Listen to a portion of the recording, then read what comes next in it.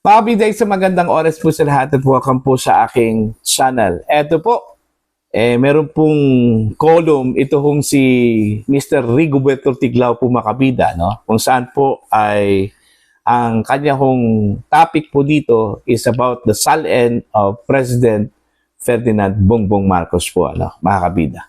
Ayaw daw isa publiko po ng Pangulo yung kanya hong SALN, ano? Dahil daw baka ito po yung dahilan kung bakit po mabangkrupt po ang Pangulo, ano, mga kabida. Eto, babasahin ko lang po ito pong post po ng The Manila Times. Actually, column po ito, mga kabida, ano po, no?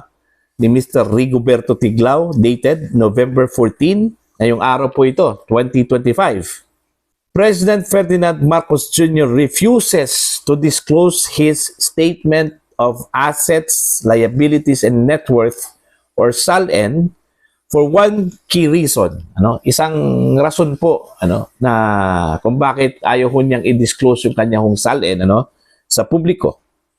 This would help investigators, plaintiffs, and a future administration unfriendly to the Marcoses to track and remove the billions linked to his family's notorious alleged ill-gotten fortune amassed during his father's 20 years of rule, 13 of which as a dictator.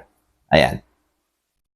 If they do manage to have Marcos' asset declared in his SALN, which are subject to forfeiture to fulfill a United States federal court's judgment, his family could end up bankrupt unless, of course, he and his wife have managed to stash their own ill-gotten wealth of the statutory limit in 2011 and another 10 years extension which extend the judgment to 2031.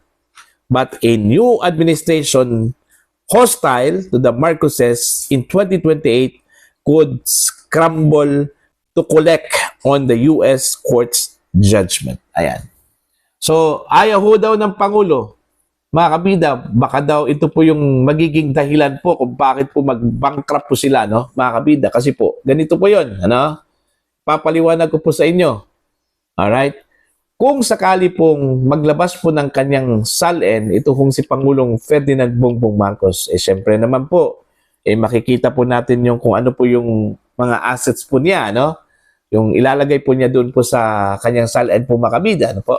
Baka naman po yun yung magiging dahilan po na ma-implement po yung judgment po ng korte doon po sa Hawaii, no?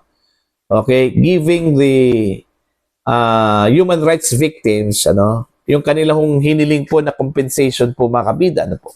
Hanggang ngayon hindi pa po tapos in-extend nga yung judgment hanggang 2031 daw, ano, mga kabida.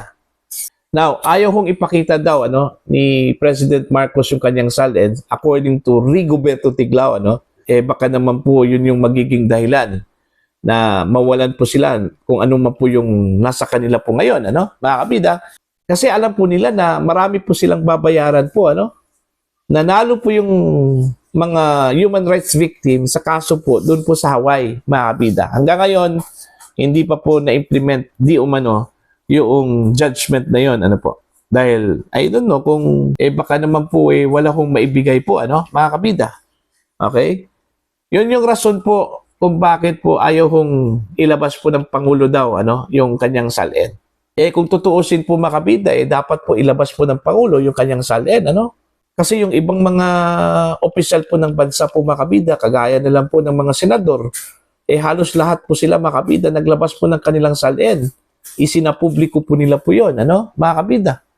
Ito na lang po kay Pangulong Marcos at saka kay Vice President Sara Duterte, ang kulang po, ano? Okay? Para po ipakita po sa publiko na talagang walang itinatago po, ano, yung mga opisyal po natin dito sa bansa po, mga kabida, in terms of their wealth and in terms of their property po, ano, mga kabida. while nasa gobyerno po sila, ano po. Kasi pag once nasa gobyerno ka, required ka na mag-file ng SALN po, ano, mga kabida. Hindi po pwedeng i-exclude ka doon, ano. Lahat ng mga empleyado at opisyal po ng gobyerno required po ayon sa batas, mga kabida, na mag-file po ng kanilang SALN. Yun yung malinaw po, ano. And since meron na pong mga politiko, meron na pong mga opisyal po, mga kabida ng gobyerno, na nauna na pong isinapubliko yung kanilang SALN, dapat po ito si Pangulong Marcos and even Vice President Sara Duterte, magpakita din ng kanilang SALN po, mga kabida. Okay? Kumbaga, ang mauna sana dito, dalawang opisyal po natin. Okay? Pinakamataas, the President and the Vice President, para susunod lahat pong mga politiko at opisyal po sa gobyerno, ano, mga kabida, na maglabas din ng kanilang SALN, ano po, na? Okay? Hindi po pwede na ang mga senador lang po. Okay? Ginawa nga ng mga senador yung kanilang part, ano, para lang po ipakita po sa publiko na wala po silang itinago po, mga kabida, ano, sa kanilang yaman. Ito pang si Pangulong Marcos, ano? Okay? Na pinakamataas po na opisyal ng bansa, ano, mga kabida. Then, challenge ito po sa Pangulo, okay? Kung wala pong itinago po ang Pangulo po, mga kabida, no? Dapat ilabas po niya yung kanyang SALN para malaman po ng taong bayan kung ano po yung kanyang yaman na naka-reflect po doon sa kanyang SALN. Kung lahat ba yung mga yaman po niya, mga kabida, naka-reflect ba sa SALN po niya, ano po? Okay? Hindi po pwede na exempted po ang Pangulo dito. Ano? Yun yung dapat pong pag-isipan po ng Pangulo, ano, mga kabida. Kung tutuusin po, mga kabida, no, ito, opportunity na po ito ng Pangulo para lang po ipakita po niya na hindi po siya kurakot, okay? Para ipakita po niya, mga kabida, no, na nagsilbi po siya sa taong bayan, na wala pong kinukurakot po na pera, ano? Alam naman po natin, mga kabida, na meron na pong history, ano? Ito pong pamilya Marcos, ano po?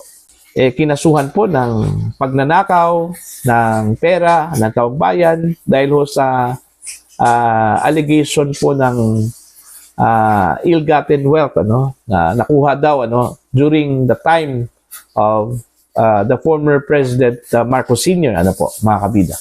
Katunayan po yung pagkapanalo po ng mga human rights victims po, ano, sa kaso dun po sa US, ano. So indikasyon po 'yon na meron pong pera, meron pong yaman itong mga Marcoses, ano, mga kabida. Oh. 'Di ba?